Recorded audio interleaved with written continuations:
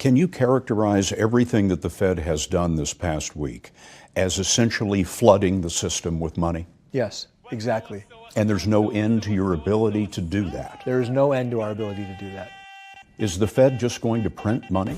That's literally what Congress has told us to do. That's the authority that they've given us, to print money and provide liquidity into the financial system. And that's how we do it. We create it electronically, and then we can also print it with the Treasury Department, print it so that you can get money out of your ATM. I heard from a bank in our region, a well-to-do customer came in and said, I want to withdraw $600,000 of cash. Now, we can supply all the cash that the banks need to meet their customers' concerns, but it just speaks to the fear and the uncertainty that is rippling through the economy. To the person who is about to grab their car keys and go to the ATM and take out $3,000, you say what? You don't need to. Your ATM is safe, your banks are safe, there's enough cash in the financial system, and there is an infinite amount of cash at the Federal Reserve. We will do whatever we need to do to make sure that there's enough cash in the banking system. Will the Federal Reserve ensure that banks have all the cash they need to satisfy whatever withdrawals may be coming? Yes, this is the fundamental reason the Federal Reserve exists. Whoop, whoop. You got the big, beautiful bill, which means that they get to fire up the money printers for a little bit longer. Yeah, it was a real win. I was reading a thing, like, at the mainstream media's obsession with trying to characterize anybody who disagrees with Trump as like, oh gosh, there's cracks in the armor, like, or like, you know, you're allowed to be a sane human being and disagree with what your party or your president says. But, you know, I guess the Democrats don't agree with that, but it was like cracks in the armor. Elon Musk slams the big, beautiful bill. It's like, yes, that's Elon Musk was hired to Doge specifically for the purpose of cutting wasteful spending. And then they passed the big, beautiful bill, which is just chock full of, you know, wasteful, like it's basically just everything that he was hired to do with Doge. This is the complete antithesis of that. It's like, yeah, no shit, he's gonna like disagree with that. Oh. It's like, dude, I took time off from my job, like, to come do this shit. You know how much money I make, motherfuckers? Like, right? You have me waste my time here helping y'all out for what? Anyway, that's enough serious shit. What else are we going to talk about today? We got our news in. That's like, news has been covered. Now we can talk about like movies and TV shows and dumb shit. Let's combine the two. Let's talk about news from 25 years ago. I like to go back and watch like Saturday Night Lives, you know, and from different time periods, because it's a really good, you know, it's a weekly show, and I know Saturday Night Live, whatever, like stupid bullshit, but like it really takes you back to that time and place and how the general mood was. So I started watching the other day when the show came back on after 9/11 happened. So like in late September 2001, you know, and then I sort of watched from there up to like January 2002 over the last week. And like God, just remembering, obviously 9/11 terrible, etc. I don't need to say that, but it was bad, right? But like just remembering like the vibe at the time and the way everybody was like so we made fun of, we talked about like freedom fries, you know, we went through the whole history of freedom fries because that was pretty ridiculous and funny. And they're telling a news story that I guess, you know, a little bit of the anthrax thing. Well, the anthrax thing was happening, which of course now, knowing what we know now about all the Iraq shit, the 9/11 shit and the anthrax shit, all such like bullshit, false flag, or, you know, the CIA poisoning the people who oppose the war kind of shit, you know.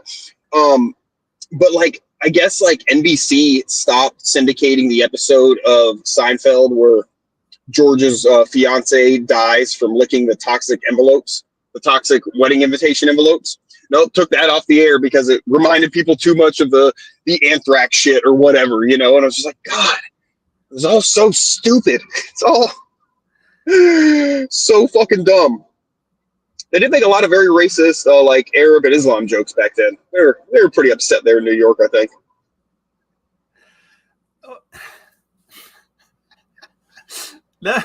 The great thing is that was when you could make those kind of like all of those racist jokes and stuff.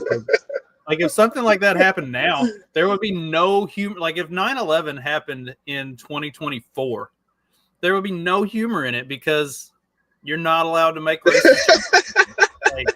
Like at least God, it wouldn't even be funny. right? At least we can laugh and heal and move forward. Instead, we'd all just have to like sit around and sulk and be angry forever. Like, Yep. It had one of my favorite sketches though. Do you remember when W, like he just had like this mysterious like a black eye almost, like a big scrape on the side of his face? And the story was that he was just sitting around watching football and choked on a pretzel and fell and hit his head on the coffee table. Was the story. Because of course a president in the midst of, a couple months after 9/11 and getting ready to invade Iraq and shit, he's got plenty of time to sit around and watch football. But SNL did this bit. It was like the Secret Service are standing out in the hallway and they hear a thud and they come running in and W's like, oh man, oh God. And then they're like, what happened? And Cheney comes out like a wife beater, and he's like, yeah, George, what happened? He must have tripped and hit his face on the coffee table. Yeah, that's what happened. Isn't it, George? George, yeah. He's like the bully or the abusive husband, Oh my God, that's so funny. I love to think that he got in a fist fight with Cheney. And of course would lose because Cheney's... The fact that Cheney is still alive, even after a heart transplant and shit, to this day is like mind-blowing. He's still alive, right? He hasn't died yet. To my knowledge, yes. He was campaigning for Kamala Harris, so yeah. You're right. That whole thing. It's man. When you've got Dick Cheney endorsing your candidate, maybe, just maybe, you fucked up in picking a candidate. Like how did we go from Dick Cheney is literally Satan? Because remember, there's been all this. It always gets like played out of context by like religious zealotous religious types. And like I'm a very religious type, but I kind of like Elon can criticize the big beautiful bill. I can criticize insane religious zealot types. They play the Christian Bale thanking Satan like out of context. It's like, okay, like Christian Bale receives an Oscar or something, and he's like, first I'd like to thank Satan. And it's like, okay, the whole context of this is Christian Bale won an award for playing Dick Cheney. And the reason he's thanking Satan, as he goes on to explain if you play the rest of his acceptance speech, is he took his inspiration for how to properly play Dick Cheney from Satan. Like that's how. So how did we go from Dick Cheney is literally Satan to now we are excited about having Dick Cheney's endorsement of Kamala Harris? And this happened in like less than 10 years. When was the Cheney documentary or the Cheney like movie that Christian Bale was in? Oh God, Stephanie and I watched that.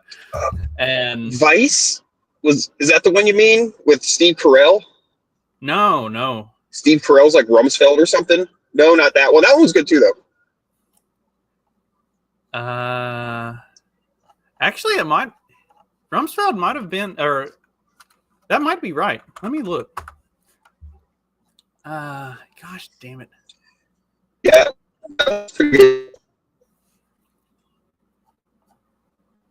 Yeah, it is. Again on SNL's this Robert Smigel cartoon they play, which you say that was it? Yeah, it was Vice. It was Vice. So that was 2018. So not even 10 years ago. Yeah, like when we watched, Stephanie and I watched that, and she's like, "Is all of this like for real?" I was like, "Yeah, pretty much." I mean, they pretty much like didn't really play it up a whole lot either. They pretty well just like hit the nail on the head, like you would expect. And they didn't even go over the top bashing him. Like I think, to be honest, yeah, It was not, like you said, it wasn't over the top. Like they didn't go out of their way to mischaracterize things and make it look worse than what it was. It was just like a very straightforward, this is Dick Cheney. Yeah, it's crazy. And you would expect, like, Yeah, it could have very well been a pro Dick Cheney movie. That's just about as good as you can make him look. well, and there were parts of it where it's like, oh, like he's actually like not like I can understand why he would do that. Like there were some parts of it. It's like, yeah, he's not necessarily a completely terrible guy in all aspects of life, but I mean, you know, the overall takeaway is holy fucking shit. But yeah, I mean, yeah, it was a very for a Hollywood, you know, documentary type movie that is going to exaggerate on some stuff. They really didn't go out of their way to make him look more evil than what he was. They just like portrayed Dick Cheney as Dick Cheney. Yep. Which is just fucking just a dude. Yeah, it's just wildly successful person, if you want to call it that. I mean, you know, in a sense, I love making the comparisons between Kamala Harris and Dick Cheney. It's like it made sense that Dick Cheney would actually like give Kamala Harris his endorsement because Kamala Harris is the only vice president to have a lower approval rating than Dick Cheney, and that was even after Dick Cheney literally shot somebody in the face. She still had a lower approval rating than him. So like it's like, yeah, I mean, I'm totally going to endorse her because she makes me look a little less bad than what I was. And honestly, that was another hilarious news story. Well, go ahead. I'm done talking about it. I barely looked up. Mom was like, "What was that?" And I was like, "Oh, nothing. Dick Cheney shot someone in the face." Oh, okay, yeah, makes sense. Yep, that's the logical next step here. And then the guy he shot apologized. Like Dick Cheney didn't even apologize for shooting that guy in the face. That guy apologized for standing in the wrong spot.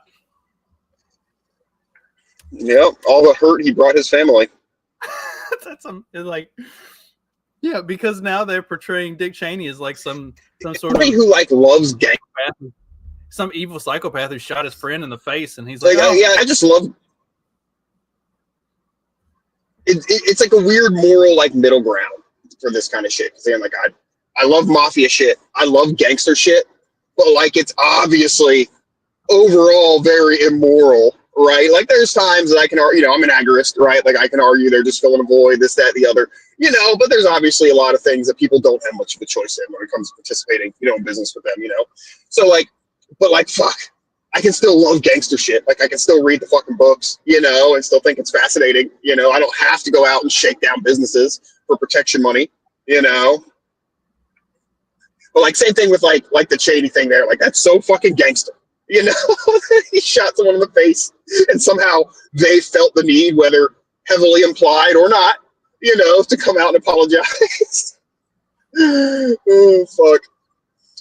Yeah, it is pretty good incredible. shit. One other thing I wanted to bring up from the SNL thing is Robert Smigel did a cartoon. It was called The Ex-Presidents, and it was like Clinton and HW and Reagan and Ford and who's the one I'm missing? Carter. They were like like superheroes, like the old like Hanna-Barbera style superheroes. And basically their whole thing is trying to solve the current problem, but they're just blaming each other for all the reasons why it's all the other ex-presidents' fault. And some of the shit, they talk about them like funding and training Bin Laden back in the day and all like the, the shit that we consider like based as fuck. But they're able to slip it in those cartoons somehow, that they never say otherwise. But I think the Smigel guy is pretty actually intelligent. The guy who does the TV Funhouse cartoons, the ambiguously gay duo. I think they came in and saved the day actually in that one. Well, they had their dick car, like, don't worry, it's got a very sensitive tip and it can seek them out in even the deepest, darkest crevices and caves. They're all like, oh God, that's everybody looking at. Oh, you know what I'm talking about, right? The ambiguously gay duo. Oh dude, God. Nothing has ever made me laugh so hard as those fucking cartoons, dude. God, I wish we could play SNL shit on the show. They can't do that kind of shit anymore either. You can't have an ambiguously gay duo because then that would offend the LGBTQIA plus minus exclamation point bullshit groups and like, or grow a fucking sense of humor. It's funny. It's supposed to be. Like, it's just supposed to be funny.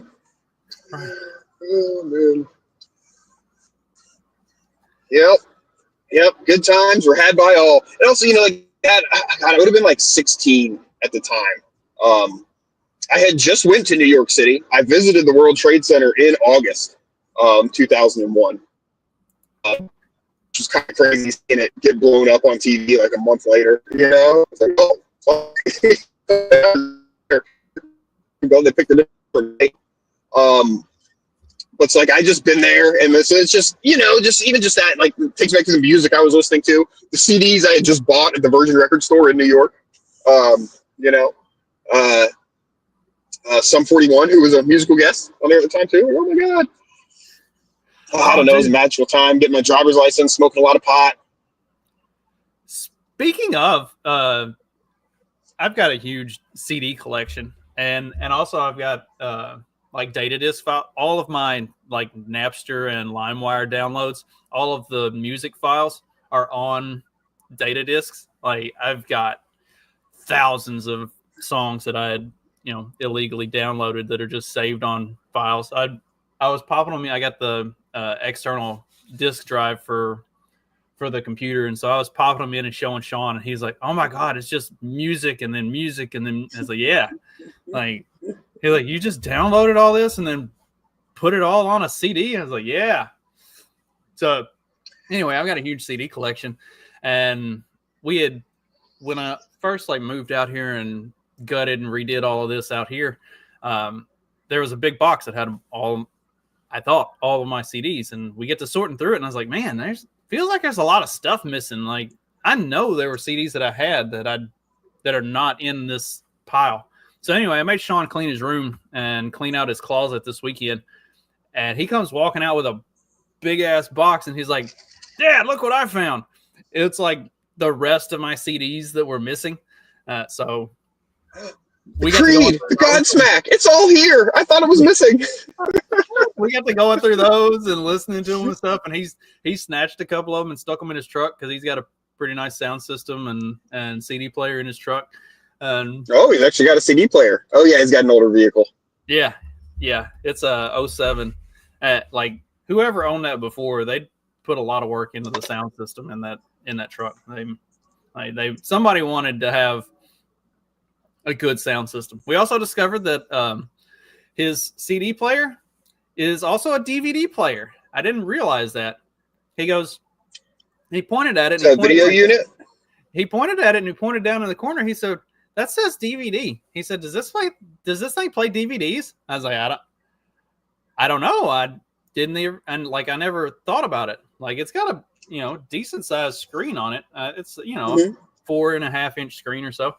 I was like, I don't know. I never thought about it. One of the CDs that I had in the truck had it was a live performance CD, and it had a DVD in it of the live performance. I was like, well, just pop that in and let's see. Let's see if it plays the DVD. And sure enough, it plays the DVD. Like you can watch video on that little 4.5-inch screen. So that's pretty cool. Hell yeah. Yeah, dude, it was there was when the video screens were just starting to get to be like, and this is almost 20 years ago now, but it's starting to get to be like semi-affordable, I guess. I mean, they were still expensive. They'd play the DVDs, they'd play like DivX. You remember that shit, like DivX and like a bunch of other like digital like MP4s and this and that. Like they play all that shit, man. There was one, it was a Pioneer unit, and this is when I first started getting into the industry. It was the top of the line unit. This would have been like 07. It was like $2,200. It was a lot of money back then. And it had a fucking laptop hard drive in it. And if you put a music CD in there, it'd rip it to the laptop hard drive. And it was only 40 gigs, but that was a lot back then. But yeah, dude, you put your CDs in and then fucking rip them and then just save them on the fucking head unit. It was really cool. A lot of those old video pieces had a lot of cool features that they don't have anymore. I used to have one, and it was a navigation, which was a big deal back then. It was a DVD disc you had to put in for the navigation info. Not necessarily every time you used it, like to set a course or whatever, or maybe just the first time. Anyhow, The navigation was still pretty new and kind of cool. And this was a Pioneer, and Pioneer was really neat with that. But they did this thing that was called breadcrumbs. So everywhere you'd driven, like it'd leave on the screen a little, little dots, little breadcrumbs. And it was just neat because you could, easily just see where you usually drive or, where you've been. So you didn't have to type in destinations, basically. You just follow your shit or whatever. Or how useful it was or wasn't, I don't know. But it was neat. Nobody does that anymore. Everything's too good and user-friendly now. But it is nice that, it's getting a decent screen and everything is just like the standard in the car now. Like they're so inexpensive compared to non-screen units. But now the thing is if you want to be able to pop a disc in that bitch, woo, you gotta buy an expensive unit. Like the fancy ones have the CD players. The one that I put in my truck, because my old one, the CD player didn't work in it, so which was fine. I didn't know where all my CDs were, so it didn't matter. Now I do. Now I wish I had a CD player, but nonetheless. So I replaced mine and I put a 9-inch screen in it, and I've got a little mobile hotspot. So I carry that with me and connect to the player, and I've got Netflix loaded on there, so I can just pull up Netflix and watch Netflix through the mobile hotspot. And fuck yeah, 9-inch, dude, that's big. Yeah, it's nice. It's so we whenever I'm taking the kids on long road trips, I can't do it with Stephanie because she freaks out. She's like, "Oh my god, you can't watch TV while you're driving." I'm like, whatever. I don't even look at the road when I drive 90% of the time anyway. It's just a federal offense. Relax. Yeah, shut up. So anyway, whenever I'm taking long road trips with the kids, we'll put on a movie or a TV show or something, and we'll just watch TV the whole trip. And we had some run-ins with the NHTSS, whatever it is, National Highway Traffic Safety thing. We get letters from them from time to time about shit that we'd do or sell or install. Like the HID headlights, because it's illegal to modify the lighting in any way, shape, or form on your fucking vehicle, technically. So every now and then we get letters from them, and the company that I used to work for, he had a separate company where he'd have a lot of aftermarket automotive shit manufactured in China. Have our lays, the same shit you buy, anywhere, just with whoever's brand on it. We had sort of our brand of shit. So since he imported stuff, we get a lot of scrutiny and stuff too, speaker boxes and shit. But dude, there was a lot of cases fucking Pimp My Ride. You remember that show? Exhibit, I think it was. Mm-hmm. They did they replaced somebody's steering wheel. They put a screen in somebody's steering wheel, and the show got fined I don't know, hundreds of thousands of dollars or tens of thousands of dollars, a lot of fucking money, because you're not allowed to remove an airbag. And then you're also not allowed to have a screen that plays video in view of the driver, technically. So they got a really big fine, because they didn't put it on TV. But yeah, man, they'd fucking get you sometimes, dude. It was crazy. So the whole thing, on receipts, we'd put on receipts that a lot of the shit we do is for show use only. And as far as we know, they're bringing it to us on a trailer and picking it up on a trailer. It's just a show car, it doesn't drive on the street as far as we know, of course that's not the case, but we have some little clauses on the receipts and shit for some stuff. And head units, the video units, they come from the factory. They won't work unless the parking brake is engaged, to do a lot of the stuff, watch the videos. There's usually very simple ways around that, and nobody asked, nobody told. It just might have gotten done every time we installed one, whatever it was to make it function, properly. But yeah, technically, federally, it's it's not a gray area. It's illegal, but the way that the companies make their products to where they're very easy to get around that, because they'd have to, because then nobody would buy it because it wouldn't fucking work, or it wouldn't be what you want it to be,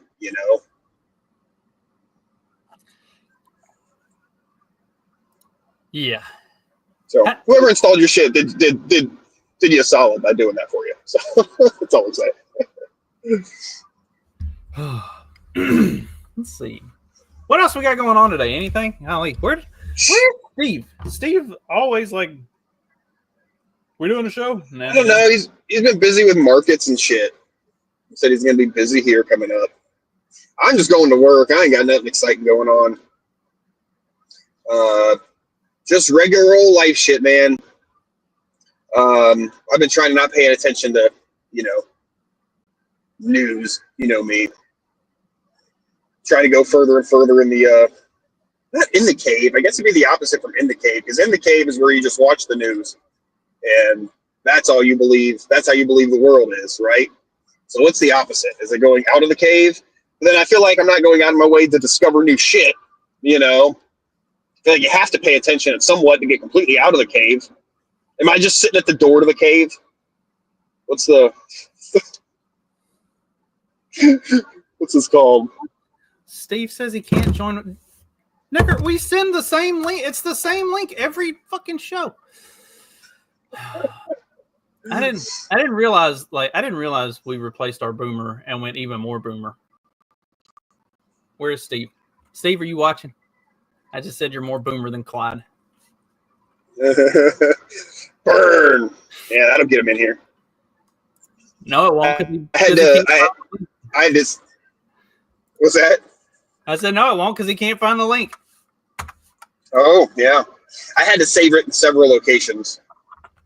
So depending on if I'm on my computer or on my phone, and then a couple places in each of them, because somehow I did it once and somehow I accidentally deleted it.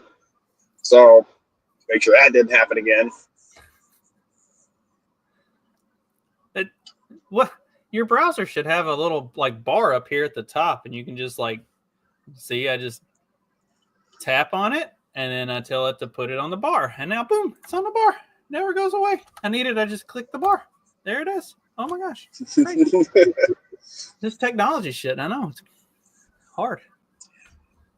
I do have a link saved on my phone though for when I'm driving, because. But again, that was same. Just bookmark it because. I had to go pick up old Wayne from quitting his job yesterday. He was going to quit his. He had a company truck, so he had to return the truck, so I could pick him up.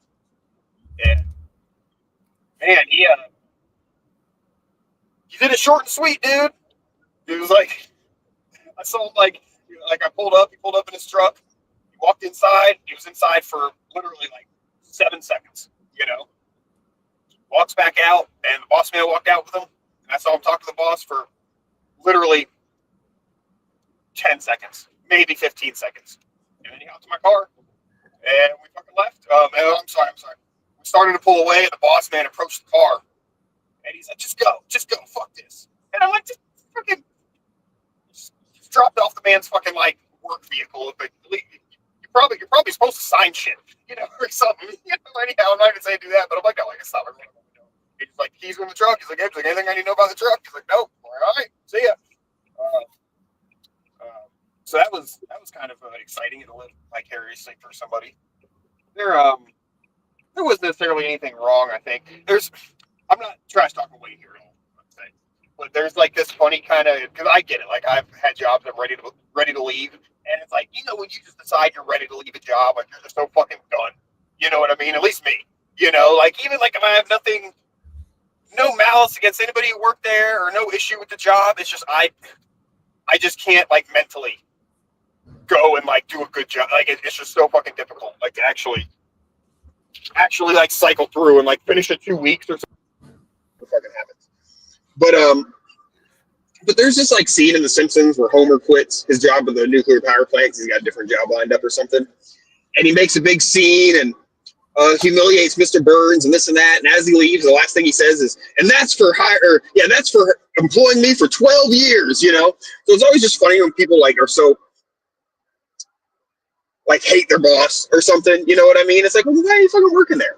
But it was just funny because he's like, "Yeah, fuck them and this and that." And I'm like, you just found something better. They didn't do anything to you.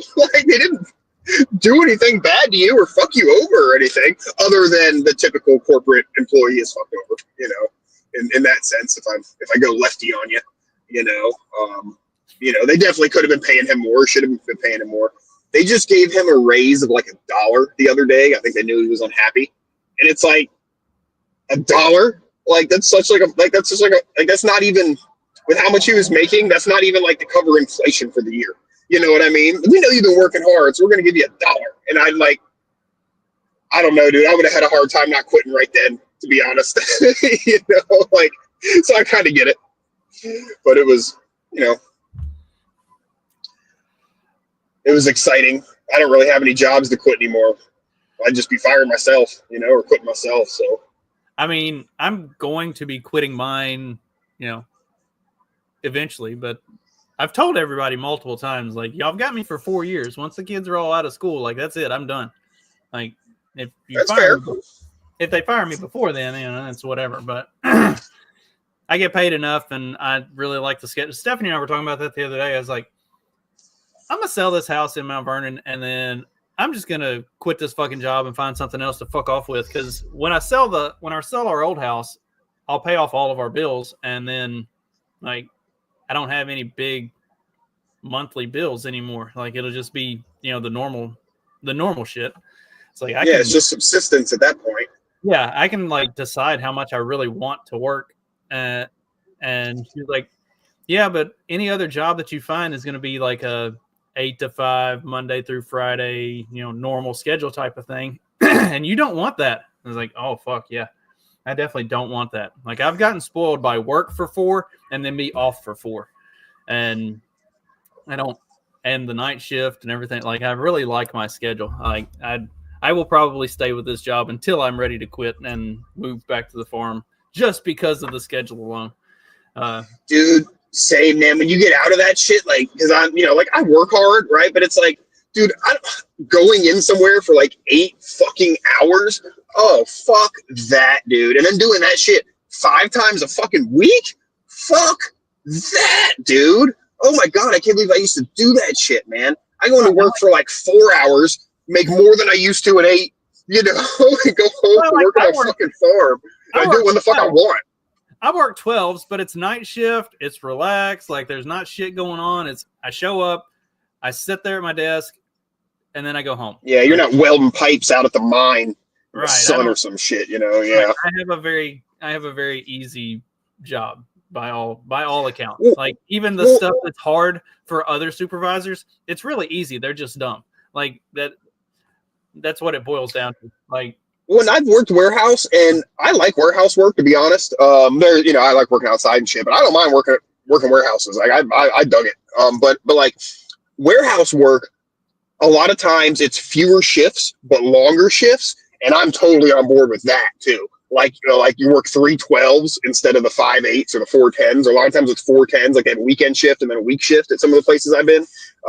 You know, so 4 10s, hell yeah, I'd rather do that than 5 8s. Like, duh, get a whole nother fucking day off. You know, you're already there. Or like 3 12s, fuck yeah, I'd rather do that too. You know, than 5 fucking 8s. Yeah, totally on board. Flexibility in the schedule is pretty nice. I did have a job that I just straight walked out on though. So I was with Lowe's for a while, and after I got a job, a much better paying, more consistent hour job outside of retail, I stayed at Lowe's, and as just like a part-time, you know, to help out in the lumber department. And this was after COVID and everything. And holy shit, like customers just got worse and worse. It felt like on a daily basis, like the customers were just getting more and more fucking horrible. And one morning we had one that was trying to get pickets. You know, you had the like fence pickets outside, and there's a big weight that set on them so people wouldn't come, you know, steal them at night. And this guy was wanting to get some. I was like, give me just a second. I got to go grab a fork truck and I can, you know, move the weight, and then we'll get you what you want. And he just goes over there and flips the fucking weight off of it. I was like, I'm fucking done. Like I had already had a rough week dealing with all these insane assholes. I was like, give me literally 15 seconds to go get on that fucking fork truck and move it. And he just goes over and drags it off. It's like, I'm out. I walked straight back to the supervisor or the manager's office. I was like, I'm done. I took off my vest. I was like, I'm going home. I'm not coming back. He's like, we don't have anybody else up there until 10 o'clock. I was like, I'm sorry. That's really not my problem. I cannot deal with these insane motherfuckers anymore. I am done. I don't have to be here, and I'm not going to. He was like, well.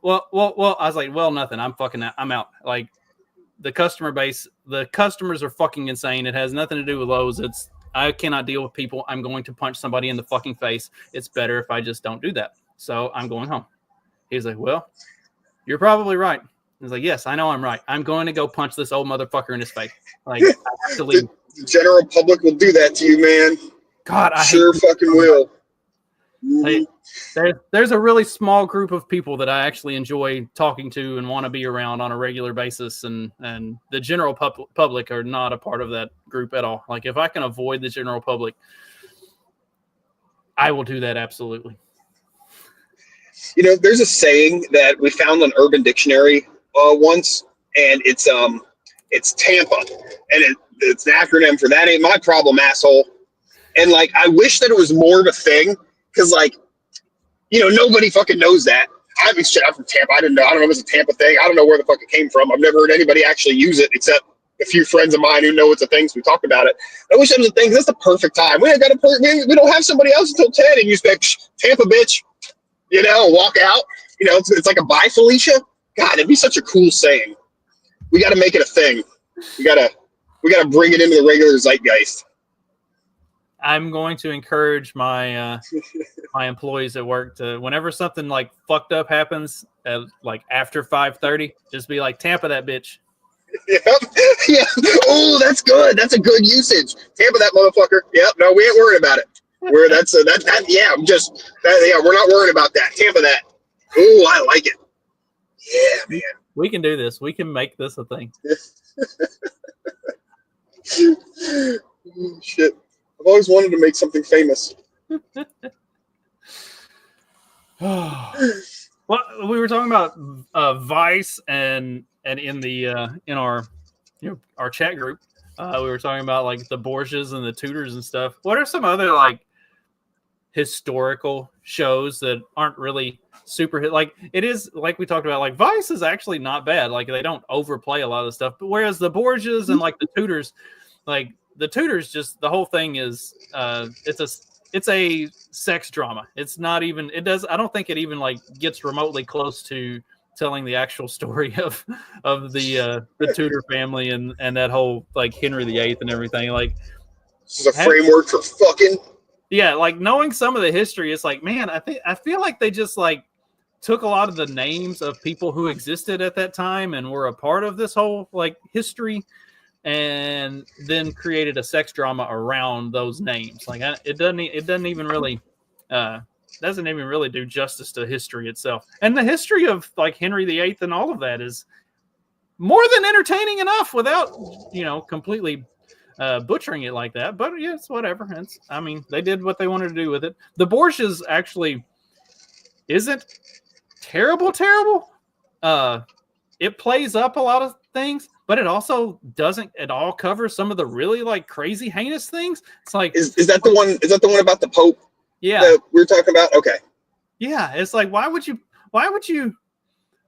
play up some of this stuff and like overplay some of it, but then leave out some of the really like legitimately horrible things that he did? Like if you're trying to, I don't know. I guess it does. I guess some of the like legitimately horrible things don't make for good TV if you're trying to create a like a soapy drama type show with some. Well, it's a delicate balance, because you want to show some stuff, but you can't just make people hate Catholics either.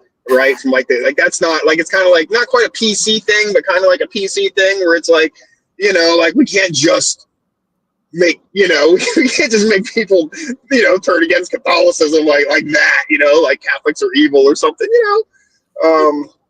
so they gotta be like doing a documentary about pretty much any, or it's not a documentary, about pretty much any group of people. It'd be pretty easy to make them all look terrible if you portrayed certain things in the right way. You gotta pick your battles on that one. Now, it's like any based on a true story type of thing. It's like, all right, as soon as I see that it's based on a true story, like I want to go like dig into it and find out what's the actual true story. And right, because that's so loose. It's so loose. Yeah, and see how. And sometimes they just lie and say it is. And see how closely based it is. What's the one? there were two different series that came out about it at about the same time. It's like this chick that she was having an affair and she murdered the dude that she was having an affair with's wife, and fuck. Anyway, like there were two different series that came out about it, and it's like when Stephanie and I watched one of them and we started the second one, and it was like, okay, this is just the same story all over again with different people playing the characters. It's like I don't really need to watch this twice. It was like everything about it was insane, but the way that they portray it, they really play up certain parts of it, and you don't really get a lot of the like mundane bullshit of it. But like they tell the story pretty well, and like I understand why you would play up some of the like sex part of it for more drama and certain stuff. It's television. You know, you gotta. Yeah. It's about being dramatic. Yeah. Right, you got to make good television. So I get why some things in a based on a true story thing are played up. Yeah, Cocaine Bear was based on a true story. Like I feel like Cocaine Bear would have been just as good, if not better, if they had just actually told the true story of it. Because it's I think the actual story of Cocaine Bear is probably more fucking insane than playing it up as like a horror movie where this, you know, where you got a coked out bear like murdering people. Like the actual true story of Cocaine Bear is fucking insane. Like I feel like it would have been more of a comedy probably than anything, but like it would have made for a really good movie. You know, they really like to show like just like smugglery type stuff. You know, like, you know, the cartels and the whatever and the you know, the gangsters, you know, they get a lot of like screen time. Again, dramatic. But like the actual people who like do a lot of the smuggling, you know, like they're cool fucking wild motherfuckers, dude. You know, like they're not fucking like gangstery or like murderers, you know, but they're fucking like, I mean, it's why they're fucking got a career in smuggling, you know. It's because, you know, they need some excitement in their lives. Or, you know, the military trained them to do something and there's not a war anymore. So they got to find another way to practice those skills, you know, keeping the plane below the tree line, etc. What was the one that Tom Cruise was in where he was like the pilot? And American Made. Yeah. About Barry Seal. Yeah. That's a wild story. And that's another one that there's a lot of shit they have to leave out because then everybody will realize how corrupt and evil our government is, you know, or how much of a role that, you know, right, the CIA played. Like that movie is pretty insane. And also like when you go Bill Clinton. Right, they leave a lot out about them. Into the actual true story of it, it's like, oh wow, they left out a lot, but yes, also you understand why they left out a lot because you can't just put that on. You just can't just put that in a movie and like get away with it. That's not declassified yet.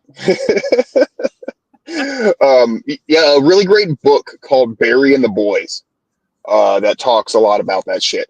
There's another really big character that they talk about. If I remember, I know I've seen American Made relatively recently, but I think they had David Ferry in there quite a bit. And he's another big figure that pops up in the movie The Irishman, you know, with De Niro and them. They mention him. They say, oh yeah, you're gonna meet this guy Ferry, and he's a fairy. And then there's just a clip they show him meeting with this guy with a really terrible wig. And then like that's it. But it's like, yeah, dude, he was like the guy here who like coordinated a lot of like them running the guns and the dope, you know, down to South America and back up. And then he was, he was like, one of the, I don't even know how to describe him, not in the CIA, but he's like, an asset, not an agent, or an agent, not a special agent, whatever the fucking difference is in all those. But like, he was doing that shit for the CIA, and selling guns and shit. So he was selling guns to the mob and this totally unrelated story. They don't go into the Barry Seal stuff at all, but just how these names just pop up like that, but yeah, he was like gay and like had like, what's it called where you're hairless? Not propecia. That's the medicine they give you to cure it. Alopecia. Alopecia. Yeah, he was like totally like like slick bald, so he wore like a terrible wig and shit like the whole time, like doing this shit. But it was the what's it called, the Air National Guard or something. What's that organization that like George Bush was supposedly in? W. Yeah. Big CIA front organization. Lots of shady stuff run through that. But yeah, he was one of the guys who like ran an air base, maybe even like Lima. It might have even been Lima. I could be wrong about that, but that's where a lot of that shit came in and out of, was Lima. They're in Arkansas. But yeah, it might have been there. My dad was in the Air National Guard in the 70s. Damn, dude. He might have brushed shoulders with some intelligence shit.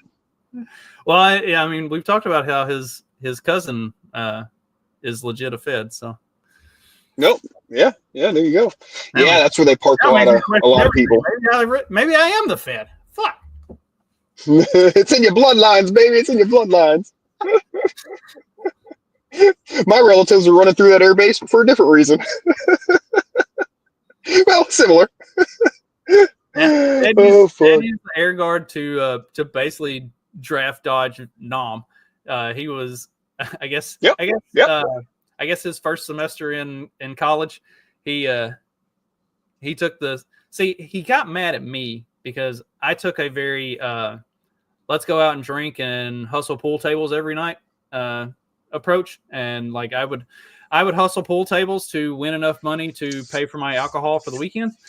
So like Monday through Thursday, we're hustling pool tables. Friday through Sunday, staying lit the whole weekend, and then rinse and repeat. Class came secondary. I think I had a 1.5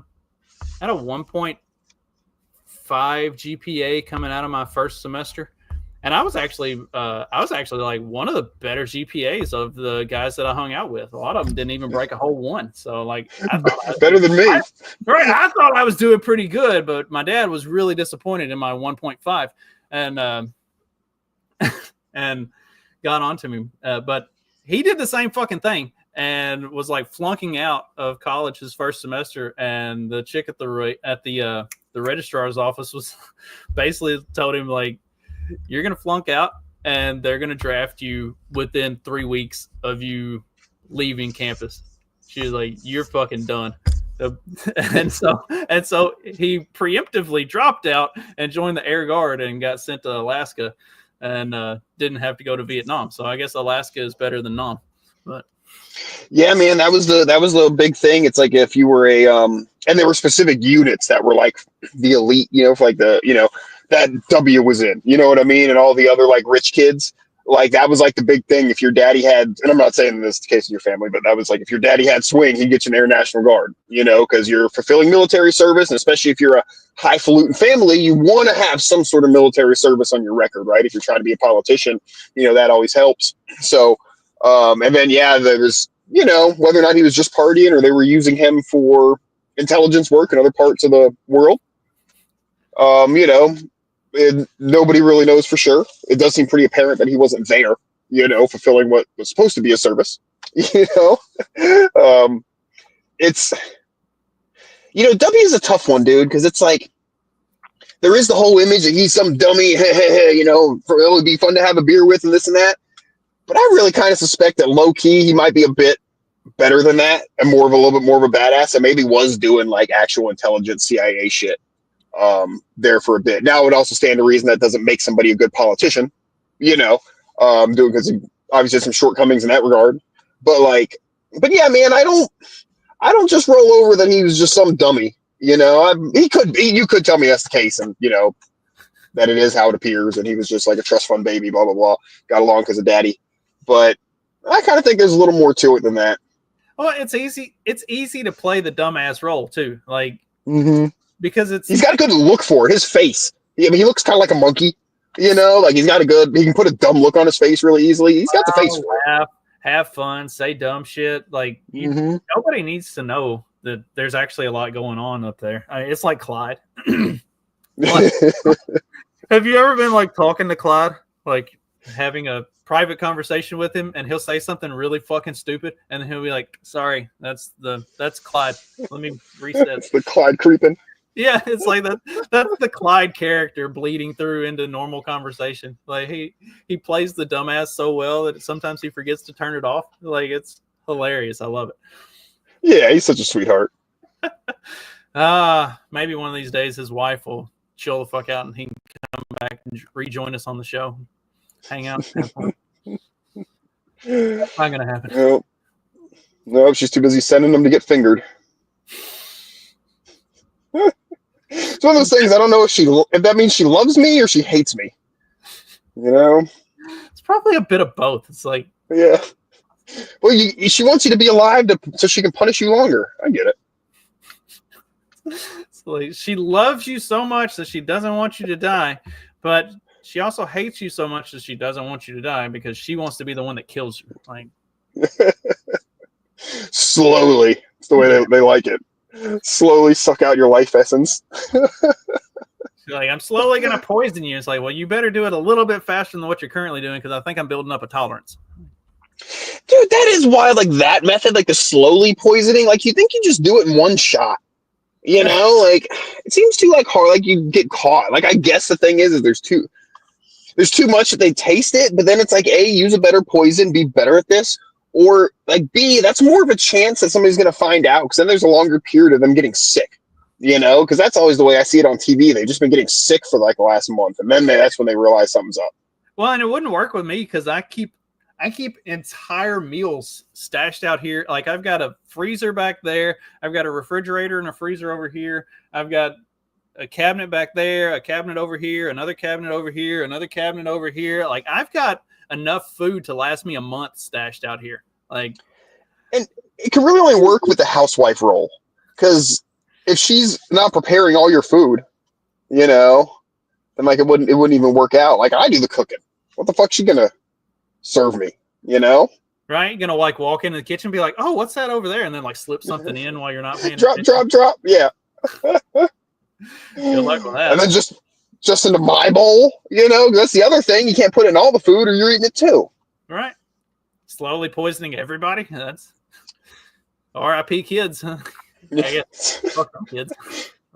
Hey, man, I mean, it's I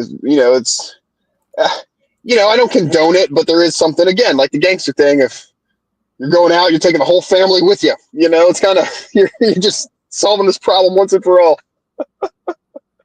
I'm terrible. The kids are terrible. I'm not going to unleash them on the world. It's the ultimate responsibility, really, you know, taking out the whole family with you. Dude, we had that happen. My mom, she lived, I would have been like, I don't know, 20, and I did the walk of shame and moved back in with the mom. And she lived in a really nice, like, gated community and shit, you know, 3-car garages, you know, et cetera, et cetera. And yeah, dude, it was someone down the street from us, dude. In the morning, someone came out and the husband was like laying dead on the lawn. He like killed himself on the lawn, but he'd like shot the whole family too. It's the kind of thing you'd expect in a poor neighborhood, but not where we lived.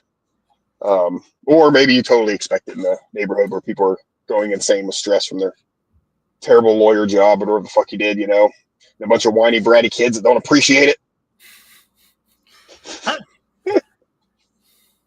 I feel like if I ever got to that point, I'd just leave. Like, yeah, I mean, me too. So I don't get a lot of the, you know, the this and that. Like with kids, it's tough because then it feels like you're walking out on like your kids, and like that's awful. But I guess if the kids are really that bad, you know, if the kids are really that bad, then I guess fuck them. Fuck them kids.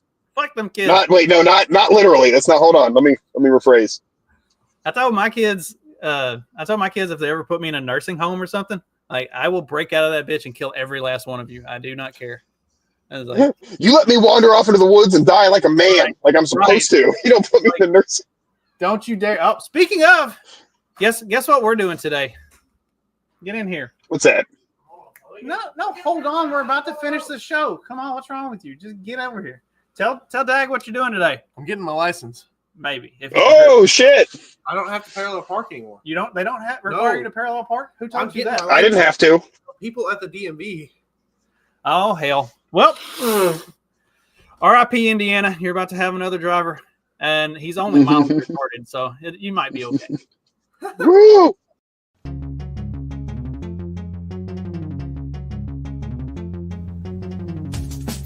Because democracy basically means